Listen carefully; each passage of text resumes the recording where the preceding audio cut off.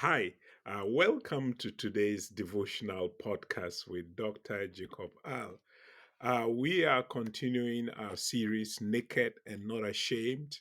And as I mentioned before, we have just completed the female reproductive system. And today we want to begin with the male reproductive system.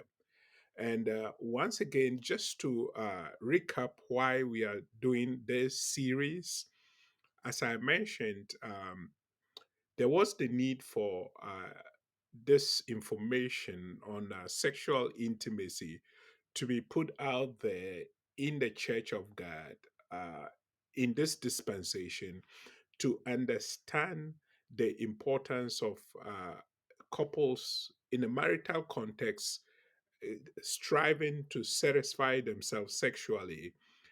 And in the first place, the first thing this does is it keeps you from looking at other places for sexual satisfaction. When God has created both of you and put you in a situation where you can enjoy each other sexually without having to be tempted to look elsewhere for this satisfaction. And this whole thing came about during the COVID 19 lockdowns. There was a tremendous pressure on marriages. And invariably, the marital problems that came up were invariably sexual issues. Most of them had issues, had something to do with sexual intimacy.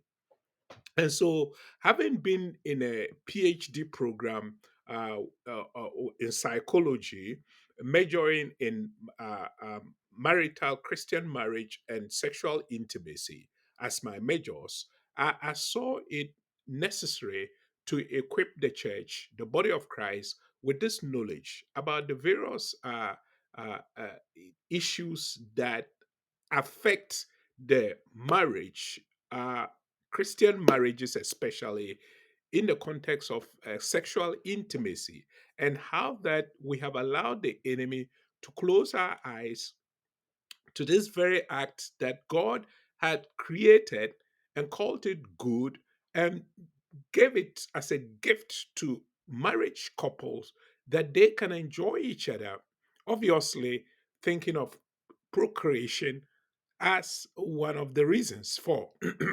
And so we started this Naked and Afraid series, Naked and Not Ashamed series that sort of caught up so well, and the tremendous response that I've received over the weeks in this podcast has been great, especially responses from other countries outside the US, and opportunities have been given to sort of share this and counsel people online, and even met some people when I was in Ghana. Uh, Facially to be able to counsel them based all on this series that I began. And so we just ended up with the female reproductive system. And today we want to look at the male reproductive system. Obviously,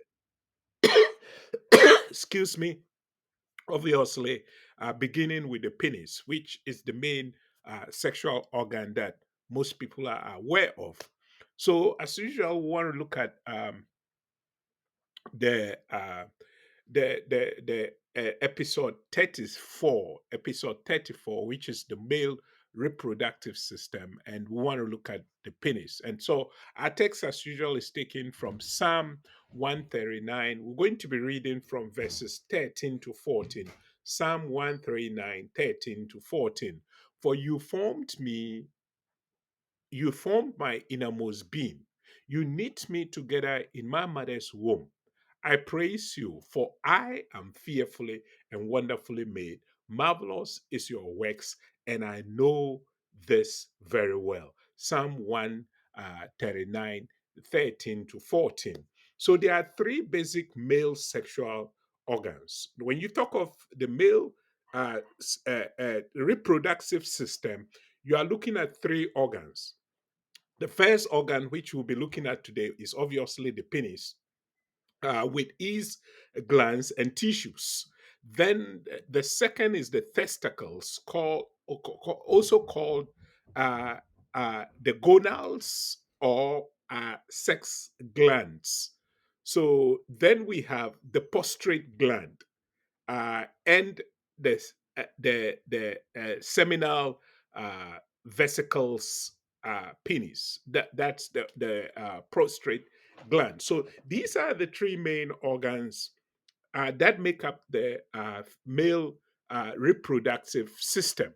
So, in general, the penis is a distended organ that can become stiff or erect as a result of mental or physical stimulation.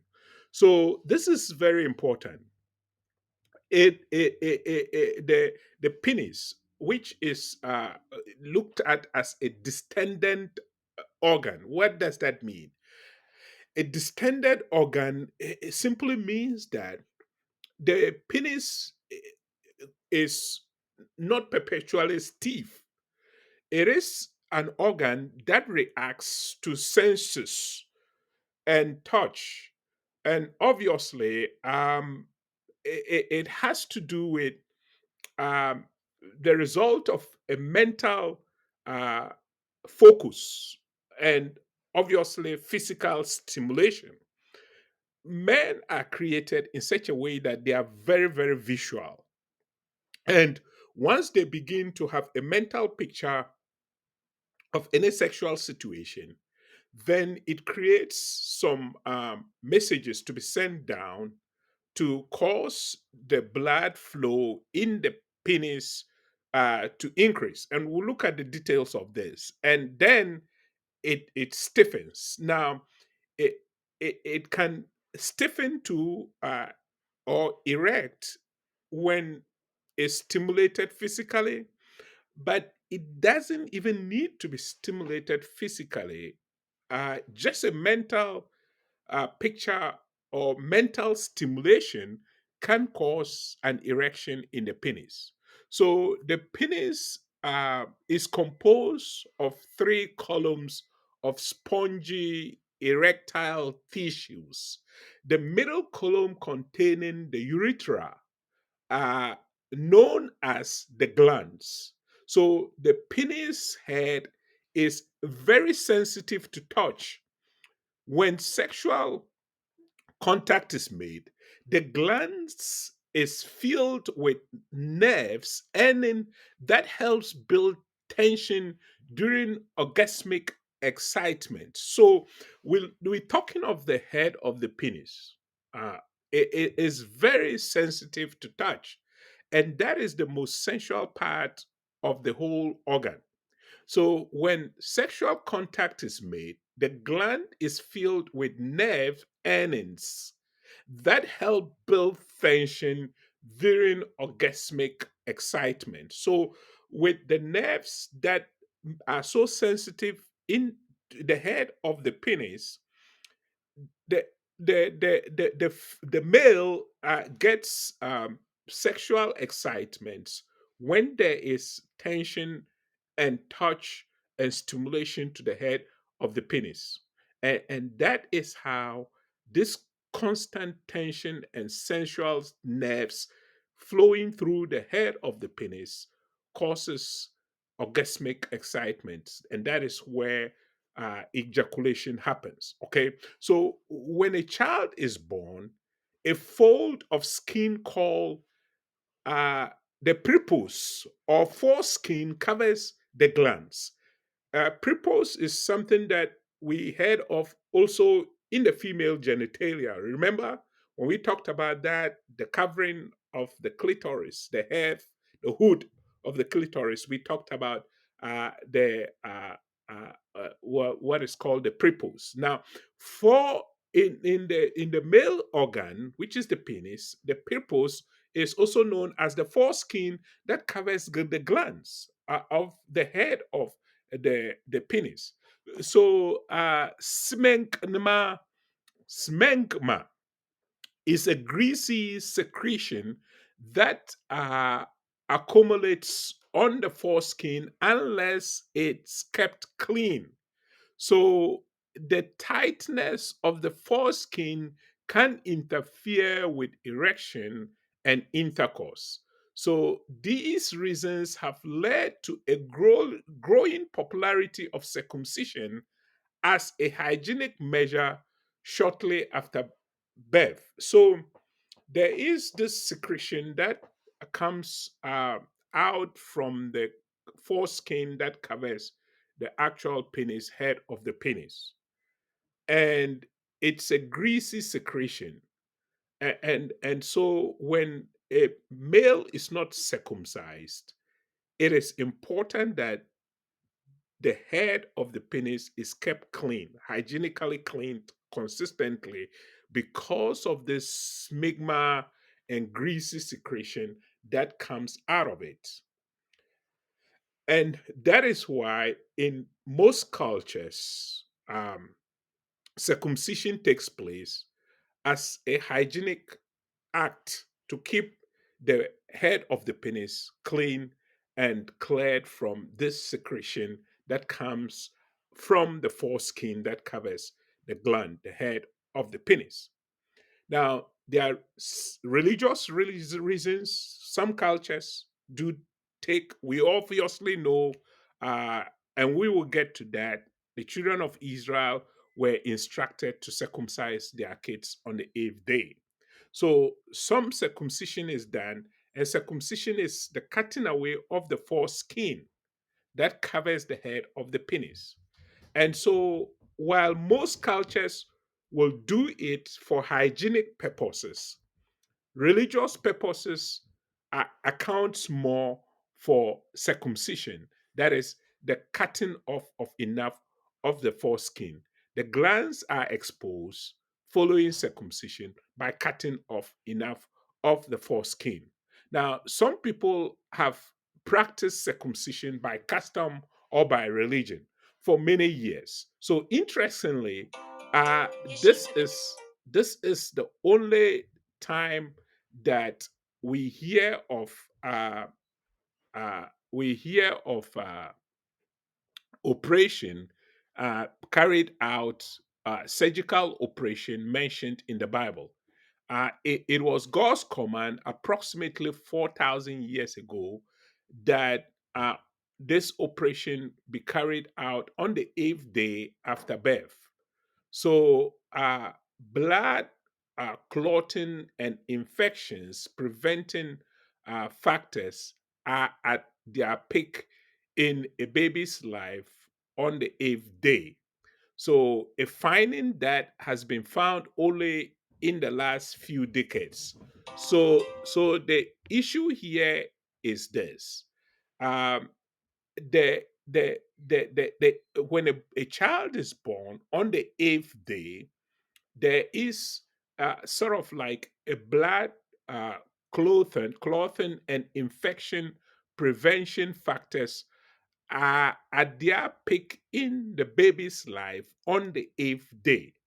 So this studies has found this, and for decades. So the circumcision is usually done on the eighth day. Now we know that that was specifically commanded by the male child of every Israelite be circumcised on the eighth day. And interestingly, scientific studies have also realized that it is on this day that there are certain features in the boy's body that will encourage uh, certain hygienic things to be done. And so it is not by mistake that God chose the eighth day for the circumcision of male children to take place. So to prevent bleeding problems and infections, usually these days, uh, doctors inject vitamin K at birth. Okay. As a result, the timing of this operation is not as important today. So in those days, because of this infection issues, the eighth day was strategically chosen for the circumcision. Now, modern medicine and technology has made it possible for the non observance of this eighth day, but circumcision could take place far even earlier because at birth, the male child is given an injection of vitamin K at birth. So, this sort of prevents the blood clotting and the infection that was likely to happen before the 21st century, where they had to wait and do the circumcision on the eighth day to prevent these things from happening. But today, because of this injection of the vitamin K at birth of of a boy, the circumcision could be done very early and not necessarily have to wait and follow this 8 day regulation. So, through the urethra, the male penis, urine exits the bladder and is carried to the urethra. Uh, and then we have the meatus, is the name of the outside opening of the urethra. So, the one other function of the obviously of the penis is uh, the passing of urine, and it is carried through the urethra, and we is the meatus is the name that is given to the outside opening of the urethra. So several glands at the base of the penis secrete secretions that provide lubrication to the urethra. In turn, this facilitates sperm exits. So, uh, one of the apart from the urination being one of the major functions of the penis, we obviously know that it is through the penis, through during ejaculation, that semen or sperms are released into the woman's vagina. So the major one of the major functions of the penis is the glands at the base of the penis secretes secretions that provide lubrication for the urethra. Now, in turn, this facilitates the exit of sperms because for the sperms to exit, there needs to be some form of lubrication. And this is how God has naturally put this together. So, although the erect penis is usually 5 to 7 inches long, 5 to 7 inches long, the unstimulated or uh, flat, flaccid penis varies greatly in size. So, during erection, it is possible that the penis could elongate between 5 to 7 inches or even long. But in non erection situations, the size of the penis varies. So both small and large penis are normal. The size of the penis is not so much to be something that should be of concern, and there is this myth among men, especially men that have small size penis, to be worried and get think that they will not be able to adequately enjoy sex. It's a myth. The size of the penis, i- actually, from studies, it has been uh, concluded that the size of the penis does not necessarily determine your sexual prowess or how much you can satisfy the female. And we will look at the details of this. So, sexual stimulation occurs primarily in the male penis glands and in the female clitoris. So, therefore, the length of the penis has little effect on both satisfaction for the wife and stimulation for the husband. And that is why it is important to have this information, because very often there is this wrong understanding and myths that for you to be able to sexually satisfy your partner, you have to have a very large genitalia, and that could be not be further from the truth. Because why? The sensual part of the female is the clitoris, which is almost at the outside of the vagina. And so you don't need to have a very large and long, elongated penis to be able to satisfy your wife sexually. And so men who are unfortunately have smaller penis have bought into this myth that they need a larger penis to be able to satisfy their partners. And this could not be further from the truth. It is not scientifically right. And so this information today will help correct this notion and help husbands to understand that the size of their penis is not in any way a hindrance uh, for them to be able to satisfy their spouses well. So therefore, the length of the penis has little effort effects on both satisfaction for the wife and stimulation for the husband. A wife has more chances of feeling uncomfortable and unsatisfied if the ring is too large than if it is too small, contrary to popular beliefs. So this is a study that has been done, and it's very clear. So those men who have small size penis, who have been made to believe that they are not in any way capable of satisfying their wives, it's just a myth. It's not right. There's no scientific proof to that. And so this information becomes very vital. It is possible to obtain full satisfaction from any length of the penis. Female excitement can be increased by the hardness of the glans rim during erection. In recent research, it was proven that circumcision or uncircumcised male have the same sexual experience. And so it is important that when we get this information as men, we are in the position to be able to understand that these are all myths, and it does not in any way affect your performance sexually, whether circumcised or uncircumcised. Okay, with the uncircumcised, obviously we did talk about the hygienic reasons why circumcision takes place, because of that secretion that comes uh, from the the foreskin.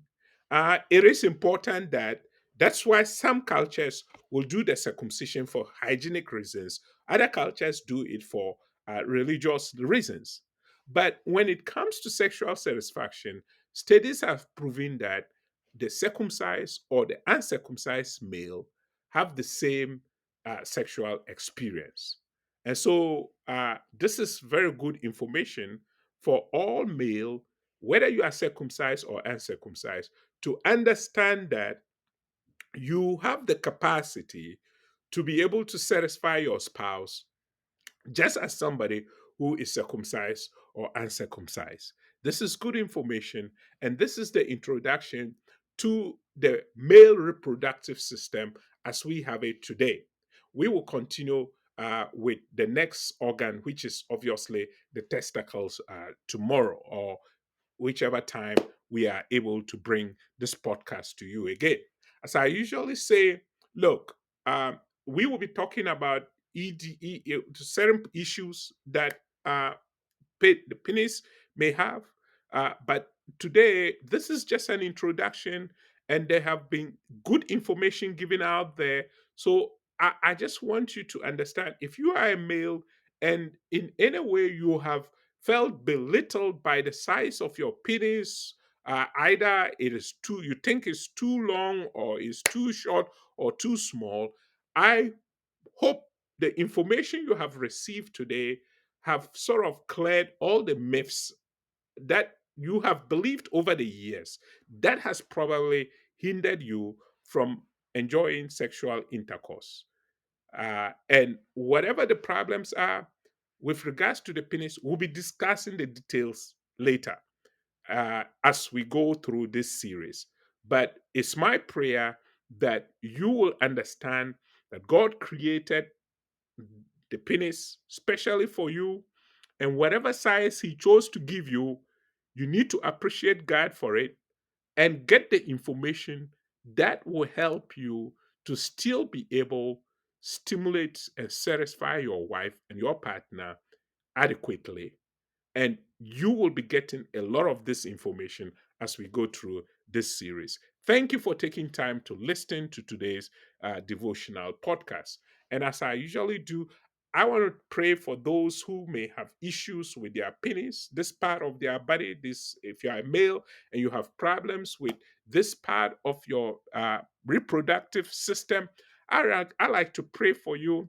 And again, if this has been a problem, that has been the problem that has hindered you to sexually satisfy yourselves as a couple, I want to pray and I want you to commit this problem to Christ, understanding that He's able to heal any type of situation that you find in your sexual organ. Pray with me. My Lord and Savior Jesus, thank you for this information today.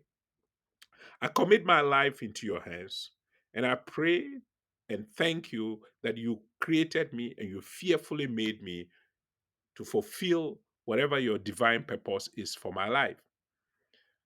I receive you into my heart. Come and take absolute control over my life and make me what you want me to be. Give me the capacity to be able to satisfy my wife in this relationship of marriage, that nothing will be a hindrance. In your precious name I pray. Amen. Beloved, if you have prayed this prayer, I encourage you to put it in the comment section. If you do have any comment, if you have any problems, I encourage you, please, you can send me a Facebook inbox or put a comment on our YouTube. And if you are watching this on any of our 12, 15 podcast stations, you can equally put comments there and we will get to see it.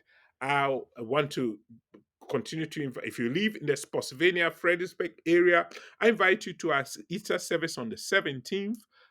We plan to have 3 services, please. We are on the right hand side after the Massaponax High School, on the way to Richmond. We invite you to our Easter service on the 17th of April, and your life will never be the same. Thank you for taking time to listen to today's devotional podcast. As usual, please, if you are watching this through YouTube, I encourage you to click on the red box that is on the bottom right hand side. Click on it. It'll send you to our promo. Then you'll be able to subscribe. So anytime a video is uploaded, you'll get an alert. Thank you for taking time to listen to today's devotional podcast. God bless.